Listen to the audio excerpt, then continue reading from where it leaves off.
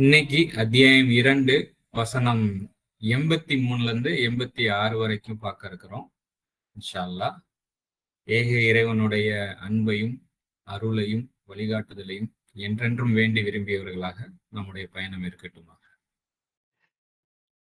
இது அகதுனா மீசாக்க பனி இஸ்ராயீல லா தஅபுதூன இல்லல்லாஹ வபில் வாலிதைனி இஹ்சானன் வதில் குருபா வல் யதாமா வல் மசாக்கீனி வகூலு லின்னாசி ஹுஸ்னன் வ அகீமு சலாத்த வ ஆத்து ஜகாத்த சும்ம தவல்லைத்தும் இல்லா கலீலன் மின்கும் வ அன்தும் மூரிலூன்.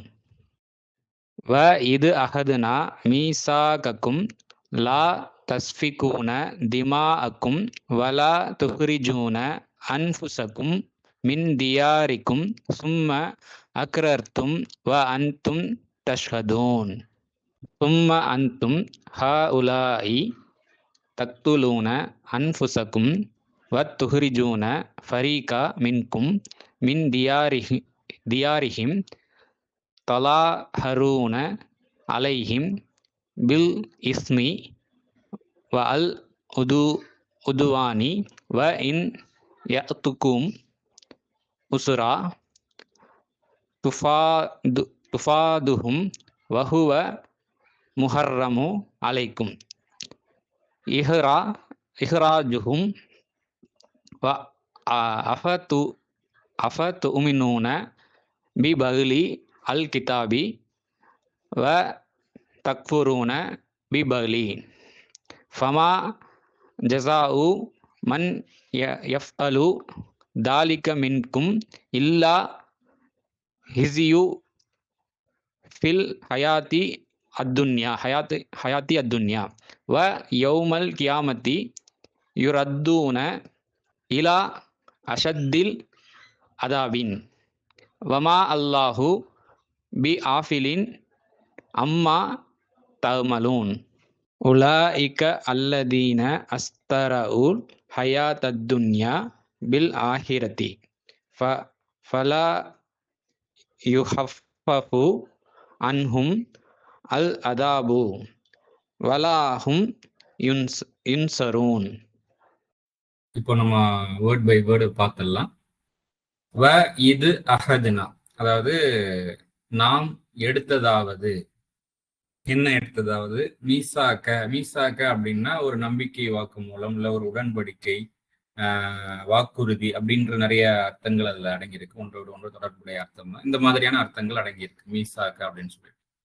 ஸோ நாம் எடுக்கும் வாக்குறுதியாவது யார்கிட்ட அப்படின்னா பனி இஸ்ராயீலின் சந்ததிகளிடம் நாம் எடுக்கும் வாக்குறுதியாவது அப்படின்னு சொல்லிட்டு வருது. இதை நம்ம கவனிக்கணும். இதுக்கு முன்னாடி உள்ள வசனங்களோட கொஞ்சம் கனெக்டிவிட்டியோட நம்ம அந்த வாசிக்கும் போது என்ன மாதிரி கான்டெக்ட் கண்டினியூ ஆகுது அப்படிங்கிறது நம்மளுக்கு கொஞ்சம் விளங்குது. என்ன அப்படின்னா, எண்ணக்கூடிய நாட்களை தவிர நெருப்பு எங்களை தீண்டவே செய்யாது அப்படின்னு சொல்லிட்டு சொல்றாங்க. அதுக்கப்புறம் அதுக்கு பதிலாக என்ன சொல்லப்படுது அப்படின்னா, இறைவனும் அப்படி எதுவும் வாக்குறுதி எடுத்துக்கொண்டீர்களா? இந்த மாதிரி கொஞ்ச நாள் தான் நெருப்பு தீண்டும், நம்ம செய்யற தப்ப செஞ்சுக்கிட்டே இருந்து வருந்தாம திருந்தாம இருந்தாலுமே கூட சில விஷயங்கள் நம்ம இந்த சமுதாயத்துல பிறந்துட்டோம் என்றதுக்காக அந்த சமுதாயத்தை சார்ந்த ஒரு சில மந்திர சொற்களை சில சொற்களை நம்ம சொல்லிட்டதுனால, களிமாக்களை சொல்லிட்டதுனால நம்ம இந்த நாள் தான் நம்மளுக்கு நரகம், அதுக்கப்புறம் நரகம் கிடையாது அப்படின்ற மாதிரியான எதுவும் நீங்க அத்தாட்சி பூர்வமா உங்களுக்கு வாக்குறுதி எடுக்கப்பட்டிருக்கா அப்படின்னு சொல்லிட்டு கேட்கப்பட்டிருக்கு. ஸோ அந்த மாதிரிலாம் கிடையாது. என்ன ஃபேக்ட் என்னன்னா, நீங்க தீமையை சம்பாரிச்சு அந்த தொடர்ந்து அந்த தீமையிலேருந்து வரக்கூடிய பின்விளைவுகளை அலட்சியப்படுத்தி தொடர்ந்து அந்த தீமையிலே இருக்கிறீங்க, அது உங்களை சூழுது அப்படின்னா நீங்க நெருப்பிலேயே தான் இருப்பீங்க. நீங்க வருந்தி திருந்தாத வரைக்கும் சீர்படுறதுக்கு நீங்க உங்களுடைய மனசார மனதளவுல திரும்பும் போதுதான் அதுக்கப்புறம் செயல்ல வெளிப்படும். ஸோ அந்த மாதிரியான சீர்படணுன்ற எண்ணம் வராத வரைக்கும் நீங்க நரகத்திலேயே தான் இருப்பீங்க.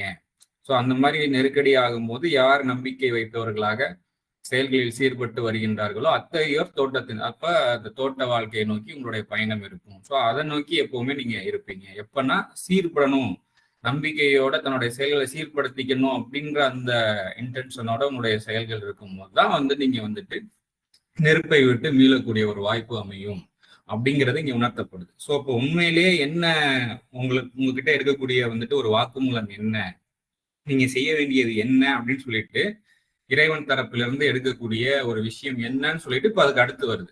நீங்க வந்துட்டு கொஞ்ச நாள் தான் நெருப்பு தீணும் அப்படி எதுவும் வாக்குறுதி எடுத்துக்கிட்டீங்களா? அப்படி நீங்க வாக்குறுதி எடுத்திருந்தீங்கன்னா இறைவன் அதுக்கு மாறவே செய்ய மாட்டான்.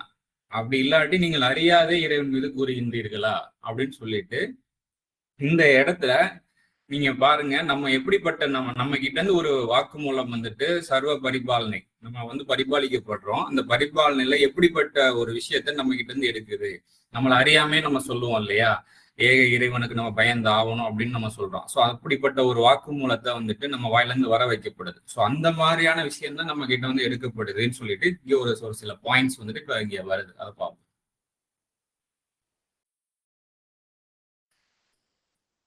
அது என்ன அப்படின்னா, லா தஅபுது இல்லல்லாஹ், அதாவது லா தஅபுதுனா சேவிக்காதீர்கள் அப்படின்னு சொல்லிட்டு அர்த்தம்.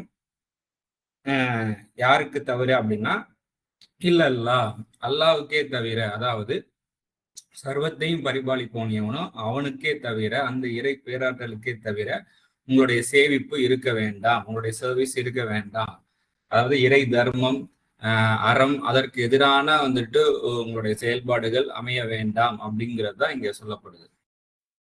அதுக்கப்புறம் வந்துட்டு வபில் வாலிதீன இஹ்சான் அப்படின்னு சொல்லிட்டு வருது. இஹ்சான்னா நல்ல விதமா, யாரு கூட அப்படின்னா வாலிதீன், பெற்றோர்களோட வந்துட்டு நீங்க நல்ல விதமா நீங்க இருங்க. அதுக்கப்புறம் மேலும் வதில் குர்பா, அதாவது நெருக்கமுடையவர்களிடமும், அதுக்கப்புறம் வந்துட்டு பல் யதாமா, அனாதைகளிடமும், அதுக்கப்புறம் வந்துட்டு வல் மசாக்கீன அப்படின்னா வந்துட்டு தேவையுடையவர், அவங்கக்கிட்டையுமே வந்துட்டு நீங்க வந்து நல்ல விதமா நடந்து கொள்ளுங்கள். அதுக்கப்புறம் வக்கூலு லின்னாச உஸ்னா, நீங்கள் மனிதர்களிடம் வந்துட்டு நல்ல விதமாகவே பேசுங்கள். அவங்க ஏதாவது ஒரு தவறை சுட்டி காமிக்கக்கூடிய ஒரு சூழல் ஏற்பட்டாலும் அதை எவ்வளவு அழகா பெஸ்டா அந்த இடத்துல வந்துட்டு ஒரு என்ன சொல்றது நல்லபடியா கன்வே பண்றதுக்கு உண்டான விஷயங்கள் நமக்கு படிப்படியா கற்றுக் கொடுக்கப்படும். ஒரே விஷயம்தான், way of presentation, way of டெல்லிங்லாம் இருக்கு இல்லையா, சொல்லும் விதம். ஸோ அதுலயே வந்து நம்மளுக்கு கொஞ்சம் கொஞ்சமா வந்து நம்மளுக்கு அப்கிரேட் கொடுக்கப்படும். இதுதான் நம்ம கிட்ட நம்ம இப்படி பேசக்கூடாது அப்படின்னு சொல்லிட்டு நமக்குள்ளேயே ஒரு உணர்வு இருக்கும். அது இந்த மாதிரியான வாக்கு மூலம் தான் நம்ம கிட்ட இருந்து எடுக்கப்படக்கூடியது. நீங்க இந்த கொஞ்ச நாள்ல நெருப்புல நீங்க செய்யற தப்புலாம் செஞ்சுட்டே இருங்க, உங்களுக்கு கொஞ்ச நாள் தான் நெருப்பு இருக்கும், அதுக்கப்புறம் தூக்கி சொர்க்கத்துல போட்டுரும், அந்த மாதிரி எதுவும் உங்களுக்கு உணர்வு எங்கன்னா உணர்த்தப்படுதா? நீங்களாவது அந்த மாதிரி செய்வீங்களா? என்ன உண்மையிலேயே இங்க நடக்குது அப்படிங்கிறத இங்க நினைவூட்டப்படுது. அதுக்கப்புறம் வந்துட்டு மனிதர்களிடம் நல்ல விதமாகவே உங்களுடைய பேச்சு இருக்கட்டும். அதுக்கப்புறம் வந்துட்டு அகீமு சலாத்த அப்படின்னா, அகீமுன்னா நிலைநாட்டுங்கள், நிலைநிறுத்துங்கள், நிலைப்படுத்துங்கள், எஸ்டாப்ளிஷ் பண்ணுங்க. எதை அப்படின்னா சலாத்த, தொடர்பு. சலாத்து அப்படின்னா நார்மலா தொழுகைன்னு சொல்லிட்டு மொழியாக்கங்கள் இருக்கும். நம்ம சலாத் என்ற வார்த்தைக்கு தொடர்பு என்ற அர்த்தம் அதனுள்ள அடங்கி இருக்கிறத இதுக்கு முன்னாடி வீடியோக்குள்ளேயே வந்துட்டு நம்ம அது வந்து நம்ம இந்த சலாத்துன்னு வரக்கூடிய வசனங்களை எல்லாம் நம்ம அனலைஸ் பண்ணி நம்ம சொன்னோம். இன்னும் சொல்ல போனா நீங்க அரபுலகங்கள்ல வந்துட்டு இந்த மொபைல் கனெக்ஷன்ஸ்க்கெல்லாம் வந்துட்டு சலாத்துன்னு தான் சொல்லுவாங்க. இங்க எப்படி நம்ம ஏர்டெல் கனெக்ஷன், வோடஃபோன் கனெக்ஷன்ஸ் அந்த மாதிரிலாம் நம்ம சொல்றோம் இல்லையா, அந்த மாதிரி வந்துட்டு அங்க அரபுலகத்துல சொல்றதா இருந்தா ஏர்டெல் சலாத், சலாத் அப்படின்னு சொல்லிட்டு கொஞ்சம் பிரபலியமான அங்க உள்ள ஒரு கனெக்ஷன் சொன்னோம்னா எத்தி சலாத்துன்னு சொல்லுவாங்க. ஸோ சலாத் என்றால் தொடர்பு. அப்போ தொடர்பை வந்துட்டு நீங்க வந்துட்டு நிலைநிறுத்துங்கள். அப்ப தொடர்புனா எந்த தொடர்பு? ஃபர்ஸ்ட் இறை கட்டளை, இறை உணர்வுன்னு ஒண்ணு இருக்கு இல்லையா, அது கூட இறைவன் கூட உள்ள தொடர்பை வந்துட்டு நம்ம வந்துட்டு எப்பவுமே அந்த கான்ஸ்டன்டா நம்மளுடைய மனசுல வச்சுக்கிட்டே இருக்கணும். ஸோ அப்போ வந்துட்டு நம்ம இறைவன் நமக்கு என்ன உணர்த்துறான், நம்ம வாழ்க்கையில கிடைக்கக்கூடிய படிப்பினை, இதெல்லாம் வந்துட்டு அந்த மனசளவுல கான்சென்ட்ரேஷன் அதெல்லாம் வைக்கும் போது பை மிஸ்டேக்கா நம்ம ஏதாவது புரிஞ்சு வச்சிருந்தா கூட அது சரி பண்றதுக்கு உண்டான வாய்ப்புகள் சீக்கிரமே அமைஞ்சிடும். ஸோ அதனுடைய இதுதான் அகீமு சலாத்தினுடைய முக்கிய அம்சம், அதாவது தொடர்பை நிலைநாட்டுறது. இப்போ தொடர்பை நிலைநாட்டி வாத்து ஜக்காத்த, தூய்மையை கொண்டு வாருங்கள் அப்படின்னு சொல்லிட்டு இங்க சொல்லப்படுது. ஸோ அப்ப தொடர்பை நிலைநாட்டிட்டே இருக்கும் போது சில நேரம் 100% நமக்கு என்ன உணர்த்தப்படுகின்றனோ அதை அப்படியே செய்ய முடியும். சில நேரம் சில பை மிஸ்டேக்கா பண்ணுவோம். சில நேரம் என்னன்னு புரிஞ்சுமே அவசரத்தனத்தினால சில சில பலகீனங்கள்னால உணர்த்தப்பட்ட விஷயங்களை செய்யாம விட்டுருவோம். இப்ப திரும்பவும் வந்து தொடர்பு நாட்டி இறைவனை என்ன பலகீனம் ஒப்புக்கொண்டு அந்த தொடர்பு என்னை பலப்படுத்துவாயாக, அந்த பலப்படுத்தக்கூடிய அந்த ப்ராக்ரஸ்ல வந்துட்டு உன்னுடைய கருணையை அதிகமா எதிர்பார்க்கிறேன் அப்படிங்கிற அந்த அந்த மாதிரியான சம்பாதனை தொடர்போட இருந்துக்கும் போது அழகான இங்க தூய்மை அங்க வந்து டெவலப் ஆகும். மிஸ்டேக்ஸ் படிப்படியா குறையும். இதுதான் ஃபேக்ட். இந்த மாதிரி தானே உங்ககிட்ட இருந்து நம்ம கிட்ட இருந்து நம்ம அனைவர் மூலயமாவும் நம்ம கிட்ட எடுக்கக்கூடிய ஒரு வாக்கு மூலம்.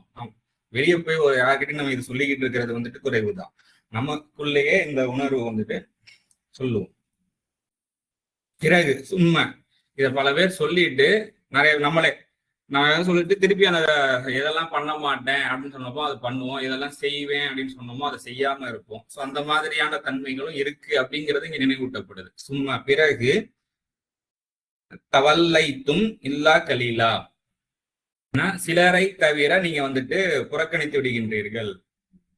பிறகு சும்மா அப்படின்னு சொல்லிட்டு வருது.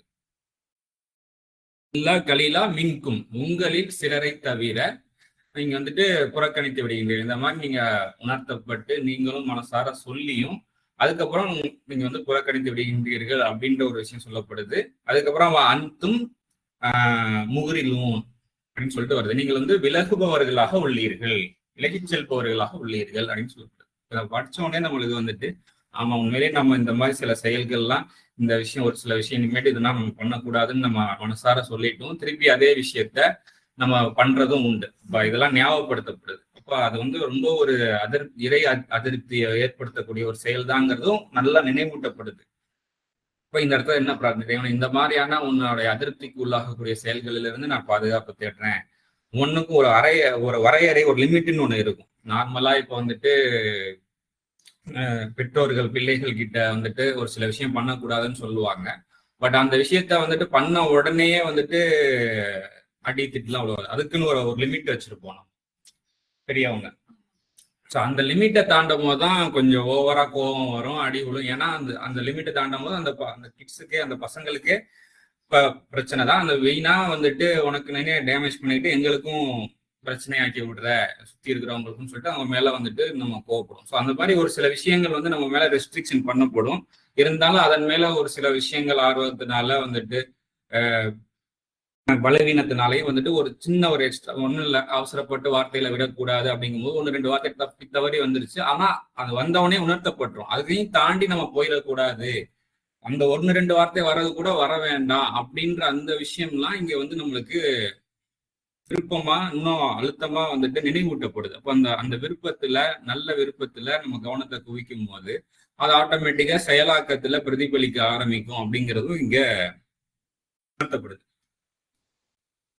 அப்படியே அடுத்த மேலும் எது அசதுன்னா மீசாக்கும், மேலும் உங்களிடம் நாம் எடுக்கும் வாக்குறுதியாவது வாக்கு மூலமாவது என்ன அப்படின்னா லா தஸ்ஃபிகூன திமாஅக்கும் அப்படின்னா வந்துட்டு உங்களுடைய ரத்தங்களை சிந்தாதீர்கள் அப்படின்னு சொல்லிட்டு சொல்லப்படுது. இப்ப இந்த மேல இருக்கிற விஷயங்களை எல்லாம் வந்துட்டு நம்ம வந்துட்டு நம்ம ஒழுங்கா கடைபிடிக்காம விட்டுட்டோம் அப்படின்னா நம்மளுடைய ரத்தங்கள் நம்முடைய ரத்தம் அப்படின்னா வந்து என்ன சொல்றது, ரத்தமும் சதையுமா பின்னி பிணைஞ்சிருக்குன்னு சொல்லிட்டு ஒரு சில குணங்கள் பத்தி பேசும்போது நம்ம சொல்லுவோம் இல்லையா, இந்த வார்த்தைகள்லாம் நம்மளுக்கு எப்படி வருது. அப்ப அந்த ஒவ்வொரு ரத்த நாணங்கள்லயுமே வந்துட்டு இந்த நல்லுணர்வுகள் இறை உணர்வுகள் வந்து ஸ்ப்ரெட் ஆயிருக்கணும் ஈச் அண்ட் எவ்ரி செல்ல. ஸோ அதை வந்து சிதற விடாதீங்க அப்படின்ற அந்த உணர்வும் இங்க கொடுக்கப்படுது. அதுக்கப்புறம் வந்துட்டு வலா துஹ்ரிஜூன அன்ஃபுசக்கும், உங்களுடைய ஆன்மாக்களை வந்துட்டு வெளியேற்றாதீர்கள். எங்கிருந்து? மின் தியாரிக்கும், உங்களுடைய இல்லங்களில் இருந்து, உங்களுடைய இருப்பிடங்களில் இருந்து, உங்களுடைய வீடுகளில் இருந்து உங்களுடைய ஆன்மாக்களை வெளியேற்றாதீர்கள். ஸோ இந்த மாதிரி நம்மளுடைய ஆன்மாவில வந்துட்டு உயிரோட்டமா இருக்கிறதுக்காக நம்மளுக்கு சில நல்லுணர்வுகள்லாம் கொடுக்கப்படுது. அந்த விஷயங்களை எல்லாம் நம்ம வந்துட்டு அலட்சியப்படுத்தி நம்மளுக்குள்ள அந்த நல்ல உணர்வுகளை வளர விடாம பண்றோம், அதை வந்துட்டு வெளியேற்றோம் அப்படின்னா ரத்தங்களை சிந்துவதற்கு சமம்ங்கிற அந்த உணர்வும் கொடுக்கப்படுது. அதே போல நம்முடைய ஆன்மாக்களை வந்து தவற விடுறோம். நம்மளுக்கான சோல்ஃபுல் மெசேஜ, ஆத்மார்த்த செய்திய நம்ம தவற விடுறோம் அப்படிங்கிறதும் இங்க உணர்த்தப்படுது. ஸோ அந்த மாதிரியான துர்பாக்கியத்துல இருந்து இறைவன் நம்மை பாதுகாப்பானாக அப்படின்ற அந்த பாதுகாக்கணுமே அப்படின்ற அந்த உணர்வு வந்துட்டு இங்க கொடுக்கப்படுது. அதுக்கப்புறம் வந்துட்டு சும்ம அக்ரர்த்தும் கரார்ல இருந்து வரக்கூடிய வார்த்தை, நம்ம கராரா சொல்லுங்கன்னு சொல்லுவாங்களே அந்த வார்த்தை. ஸோ வந்துட்டு நீங்க வந்துட்டு உறுதிப்படுத்துகின்றீர்கள் இந்த விஷயத்த. ஏன்னா நம்ம இந்த மாதிரிலாம் இருக்கிறது சரிதான் அப்படிங்கிறது சொல்லும் போதே நம்மளுக்கு உணர்வா இருக்கு இல்லையா, நம்மளுக்கு ஷியோரா தானே இருக்கு, நீங்க கராரா இருக்கு. ஸோ நீங்க உறுதிப்படுத்துகின்றீர்கள்.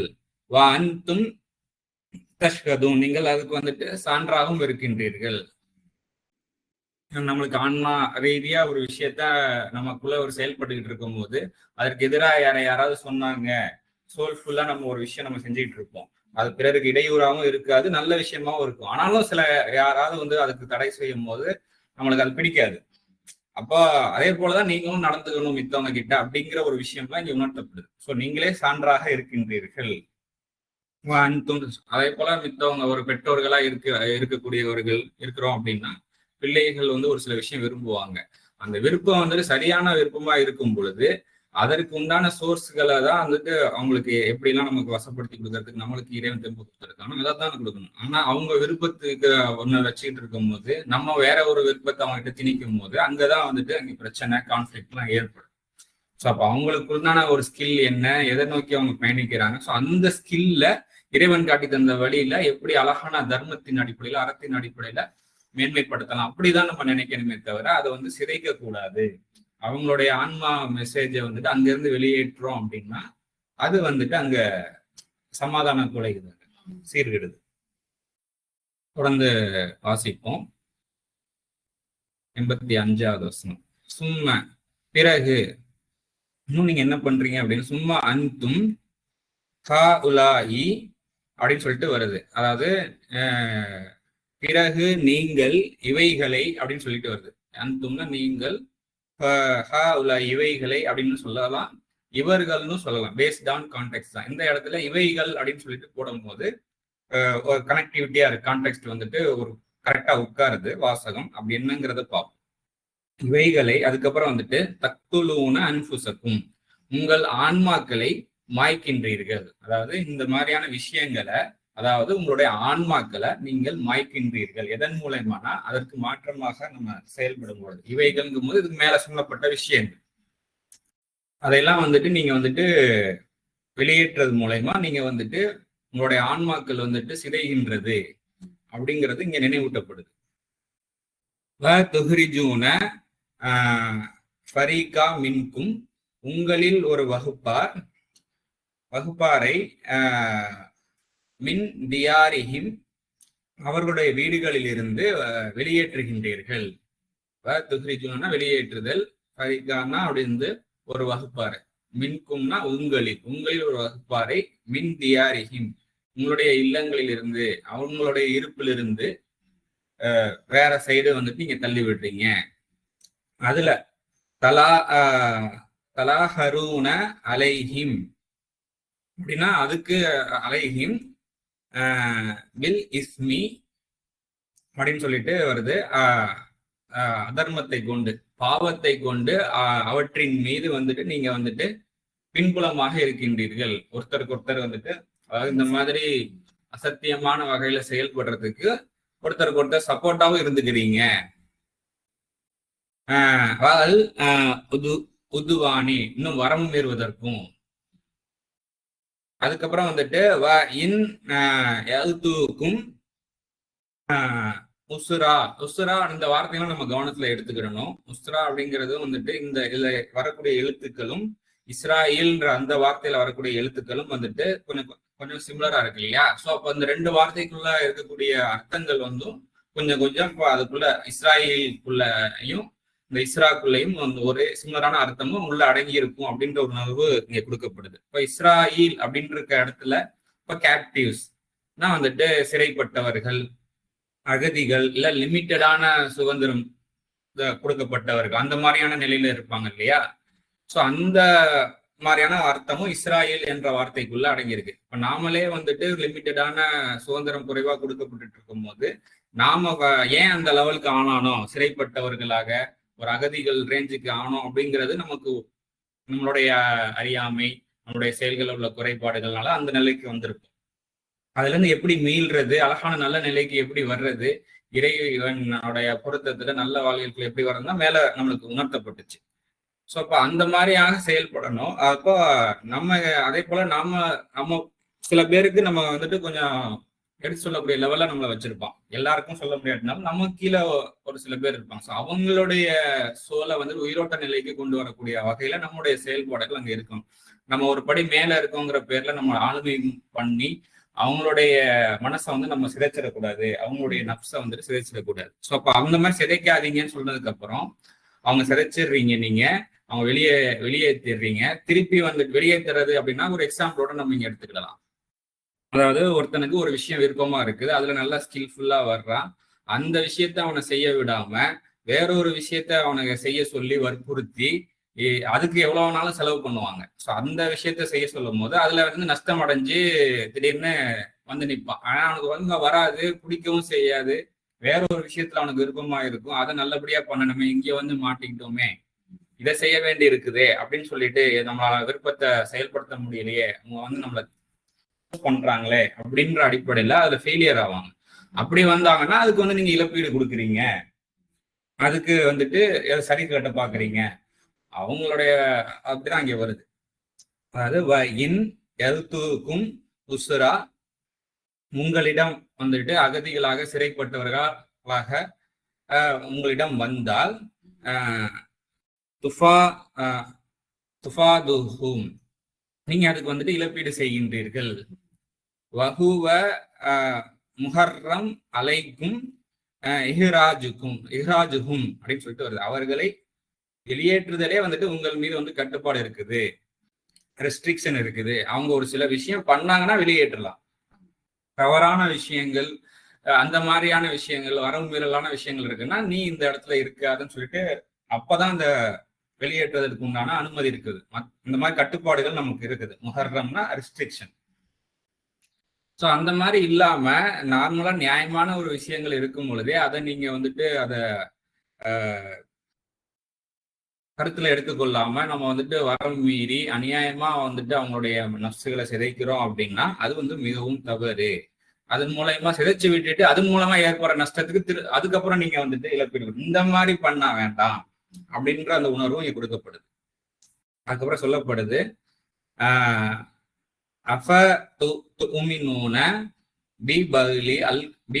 கிதாபி அப்படின்னு சொல்லிட்டு வருது. கிதாப்ல வந்துட்டு சிலதை வந்துட்டு நீங்கள் நம்பிக்கை கொள்கின்றீர்களா, வ தக்ஃபுரூன பி பக்லி, இன்னும் சிலதை வந்து நிராகரிக்கின்றீர்களா. அதாவது சிலதை நம்பி சிலதை வந்துட்டு சிலதுடன் நீங்க வந்து நம்பிக்கை கொள்கின்றீர்கள், சிலதுடன் நீங்க வந்து இந்த மாதிரி தன்மையில இருக்கின்றீர்களா. அதாவது தெரிஞ்சுமே இது சரிதான் அப்படிங்கறது உணர்ந்துமே வந்துட்டு அதை செயல்படுத்தாம, பலவீனமும் இல்லை, செயல்படுத்துறதுக்கு உண்டான ஃபுல் கேப்பபிலிட்டியும் இருக்கும் பொழுது வாண்டடா நம்ம வந்துட்டு சிலதை ஏற்று சிலதை ஏற்காம இருக்கிறோம் அப்படின்னா அது வந்து ரொம்ப தவறு. சில விஷயம் வந்துட்டு நம்ம என்னன்னு புரியாம சில நேரம் தவறு நடந்துட்டு இருக்கும். வேத கோட்பாடுகள் என்ன, இந்த பிரபஞ்சம், அது வந்துட்டு நம்ம நம்பிக்கையோட நிதானத்தோட வந்துட்டு நம்ம சீர்படுத்திக்கணும்ன்ற எண்ணம் இருக்கும் பொழுது அழகானவங்கள அது கரெக்ட் ஆகிட்டே வரும். அது வேற. இது வந்துட்டு வாண்டடா வந்து மேனிப்புலேட் பண்ணி இல்ல வாண்டடாகவே வந்துட்டு அறத்துக்கு தர்மத்துக்கு ஒருத்தனுடைய விருப்பம் என்னங்கிறது நல்லாவே தெரியும், அவன் வெளிப்படுத்துவான். அது கொஞ்சம் ஒழுங்கா புரியலனாலும் என்ன அப்ப அதை எப்படி செயல்படுத்துறதுங்கிறதெல்லாம் கொஞ்சம் அவசரமா இருப்பாங்க, ஒரு எங்கேஜா இருக்கு. அதைதான் வந்து கொஞ்சம் அவசரப்படாதப்பா, நிதானமா பண்ணு அப்படிங்கிறது மட்டும் தான் அவன் சொல்லணுமே தவிர டோட்டலா அவன் எதுக்காக அவனுடைய விருப்பத்தை வந்து சிதைக்கிறதுங்கிறது கூடாது. ஸோ இந்த மாதிரிலாம் பண்ணாதீங்க. இப்படி பண்றதுக்கு வந்துட்டு என்ன மாதிரியான உங்களுடைய ஆட்டிடியூடை வெளிப்படுத்துதுன்னா சிலதை நம்பி சிலதை நிராகரிக்கிற ஆட்டிடியூட் தான் இதுல வெளிப்படுத்துது. ஃபமா ஜசாவும் அவங்களுக்கு கூலியா மின் எஃப்அலு தாலிக மின்கும், உங்களில் அதை வந்துட்டு செய்வோருக்கு வெகுமதியாவது அப்படின்னு சொல்லிட்டு வருது. இல்லா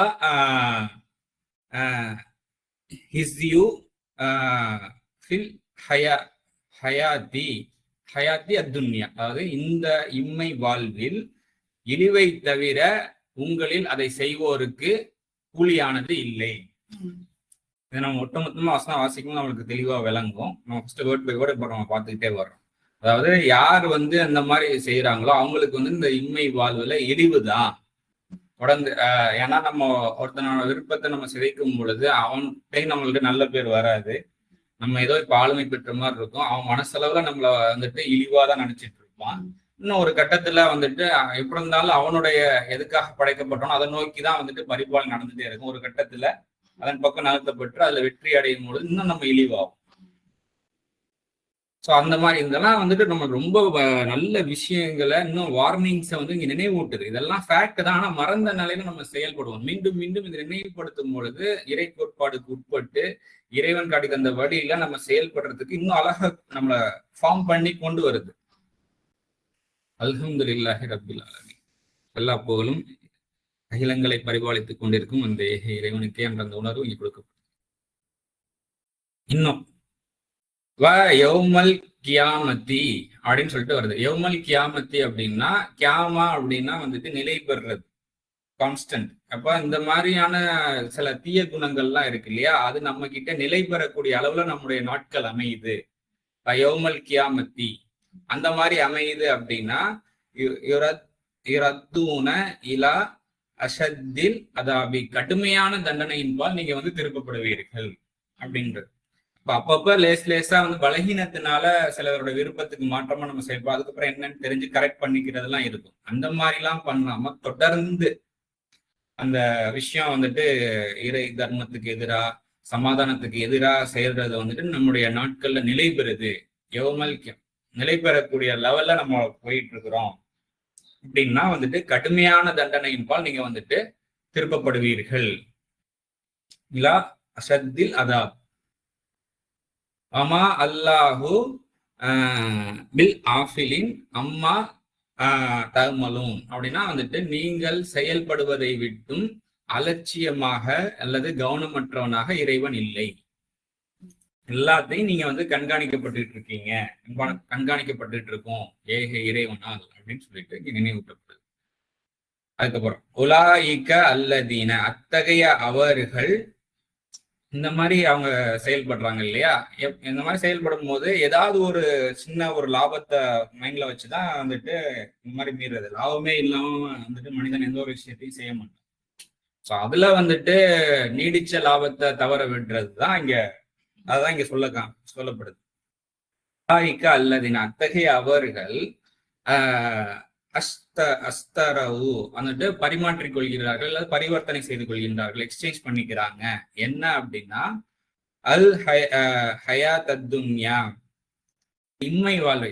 இம்மை வாழ்வுனா தற்காலிக லாபத்தை, தற்காலிகமா நம்மளுக்கு வாழ்க்கைக்கு தேவையானது என்ன இருக்கோ அதை பரிவர்த்தனை செய்து கொள்கின்றார்கள். எதை விட்டுட்டு அப்படின்னா பில் ஆகிரத்தி, மறுமை, ஃபியூச்சர் நல்லபடியா அமையணும் அப்படிங்கிறத கவனத்துல கொள்ளாம சும்மா டெம்பரவரி கெயினை மட்டுமே மைண்ட்ல வச்சு நீடிச்ச நல்ல வாழ்வை தவற விட்டுறாங்க. அதை கொடுத்துட்டு தற்காலிகமானதை வாங்கிக்கிறீங்க இந்த மாதிரி பண்றதுனால அப்படிங்கிறது நினைவுபடுது. அப்போ ரொம்ப கவனமா இருக்க வேண்டியது. சில விஷயம் நம்மளுக்கு நல்லாவே தெரியும், இத விஷயம் இப்ப இப்படி பண்ணோம் அப்படின்னா ஃபியூச்சர் பாதிக்கும். சில விஷயம் கொஞ்சம் நம்ம நிதானமா சில விஷயங்களை நம்ம கொஞ்சம் விட்டு கொடுத்தோம் அப்படின்னா எல்லா நாளும் சமாதானமா வாழ முடியும்.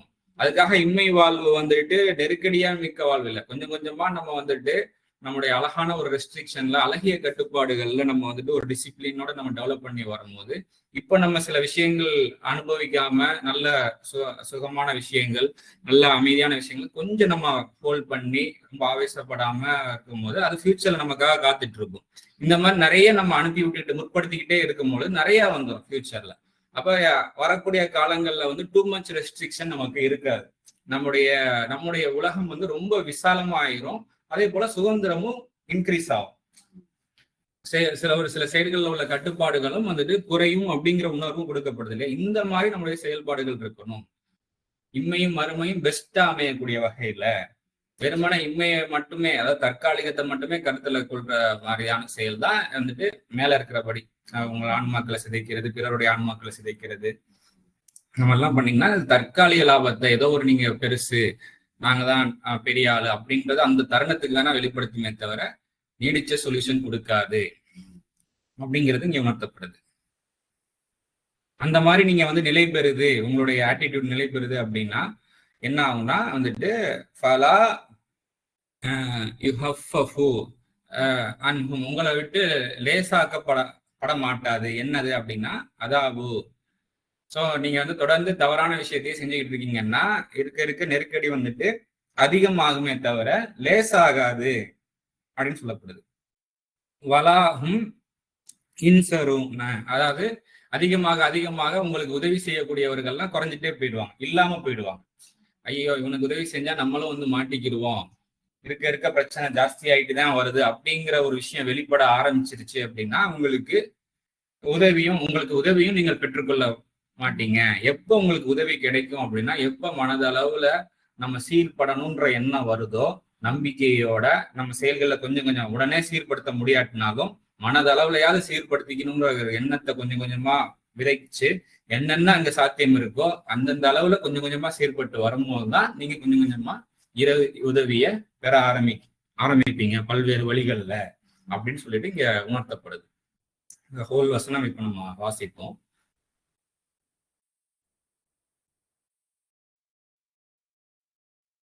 இஸ்ராயலின் சந்ததியினரிடம் இருக்கு. இஸ்ராயலின் சந்ததியினரிடம் நாம் எடுக்கும் வாக்கு மூலமாவது இறைவனுக்கே தவிர சேவிக்காதீர்கள். பெற்றோர்களிடம் நல்ல விதமாக இருக்கவும், மேலும் நெருக்கமானவர்களிடமும் அனாதைகளிடமும் ஏழைகளிடமும் மேலும் மனிதர்களிடம் நல்ல விதமாக பேசுங்கள். தொடர்பை நிலைநாட்டுங்கள். தூய்மையை கொண்டு வாருங்கள். பிறகு உங்களில் சிலரை தவிர புறக்கணிக்கின்றீர்கள், விலகுபவர்களாக உள்ளீர்கள். மேலும் உங்களிடம் நாம் எடுக்கும் வாக்கு மூலமாவது உங்களது இரத்தங்களை சிந்தாதீர்கள், உங்களது ஆன்மாக்களை உங்களது இல்லங்களில் இருந்து வெளியேற்றாதீர்கள். பிறகு உறுதியளிக்கின்றீர்கள், நீங்கள் சாட்சியாகவும் உள்ளீர்கள். பிறகு நீங்கள் இவைகளை உங்களது ஆன்மாக்களை மாய்க்கின்றீர்கள். உங்களில் ஒரு வகுப்பாரை அவர்களது வீடுகளிலிருந்து வெளியேற்றுகின்றீர்கள். அவர்கள் மீது பாவத்துடன் வரம்பு மீறுவதற்கு துணை போகின்றீர்கள். அகதிகளாக அவர்கள் உங்களிடம் வந்தால் அவர்களுக்கு இழப்பீடு கொடுக்கின்றீர்கள். அவர்களை வெளியேற்றுவதே உங்கள் மீது கட்டுப்பாடு உள்ளது. நீங்கள் வேதத்தில் சிலதை நம்பி சிலதை நிராகரிக்கின்றீர்களா? உங்களில் அதை செய்வோருக்கான கூலி இம்மை வாழ்வில் இழிவை தவிர இல்லை. நிலை பெறும் நாளன்று கடுமையான தண்டனையின் பால் திருப்பப்படுகின்றார்கள். இறைவன் நீங்கள் செயல்படுவதை விட்டும் அலட்சியமாக இல்லை. அத்தகைய அவர்கள் மறுமையை விட்டு இம்மை வாழ்வை மாற்றிக்கொள்கின்றனர். ஆக தண்டனை அவர்களை விட்டு லேசாகுவதில்லை, அவர்கள் உதவி பெறுவதும் இல்லை அப்படிங்கிறது இங்க உணர்த்தப்படுது. ஸோ இப்போ இதுல வந்து நிறைய வார்னிங்ஸ் தான் இதுல இருக்குது. அதன் மூலமா எப்படி நடந்து கொள்ளணும் அப்படின்ற அந்த உணர்வு நம்மளுக்கு கொடுக்கப்படுது. ஸோ நம்ம தொடர்பை நிலைநாட்டி தூய்மையை கொண்டு வந்தபடி இருப்போம் இல்லையா, அந்த மாதிரியான வாழ்வியலுக்குள்ள நம்முடைய ஆன்மா நிலை பெறணும், என்றென்றும் இருக்கணும்ன்ற அந்த உணர்வு கொடுக்கப்படுது. அதன் வழி நடத்த இறைவனே போதுமானவன். இன்னும் சில விஷயங்கள் இப்படிலாம் பண்ண வேண்டாம், அதர்மமா நடக்க வேண்டாம், ஆன்மாக்களை நோகும்படி நம்முடைய செயல்கள் பேச்சுக்கள் எண்ணங்கள் இருக்க வேண்டாம் அப்படின்றதும் இங்க உணர்த்தப்படுது. ஸோ அந்த மாதிரியான பேச்சுக்களை விட்டும் எண்ணங்களை விட்டும் செயல்களை விட்டும் இறைவன் நம்மை பாதுகாப்பானாக. இவனே எங்களுக்கு உதவி புரிவாயாக. நீ எங்களுக்கு அந்த விஷயங்கள் அதன் அடிப்படையில நீ எங்களை பரிபாலித்துக் கொண்டிருக்கும் போது நாங்க அப்பப்போ பராக் பார்த்துடுறோம் அப்படிங்கிறதும் இங்க உணர்த்தப்படுது. அந்த மாதிரியான சமயத்துல உன்னுடைய கருணையின் அரவணைப்பு எங்களுக்கு அதிகம் அதிகம் தேவைப்படுது அப்படின்ற இந்த மாதிரியான உணர்வுகள், அழகான அந்த சம்பாதனை இறைவனுக்கும் நமக்கும் இடையில் ஒவ்வொருத்தவங்களுக்கும் அவரவருக்கும் அவரை படைத்த மனசார அந்த தொடர்பு கொள்ள வேண்டிய அந்த விஷயங்கள்லாம் வந்துட்டு இங்க அழுத்தமா நினைவூட்டப்படுது. இறைவனே போதுமானவன். ஸோ இதுக்கு அடுத்து வரக்கூடிய வசனங்கள்ல வரக்கூடிய நாட்கள்ல இன்ஷா அல்லாஹ் பார்ப்போம்.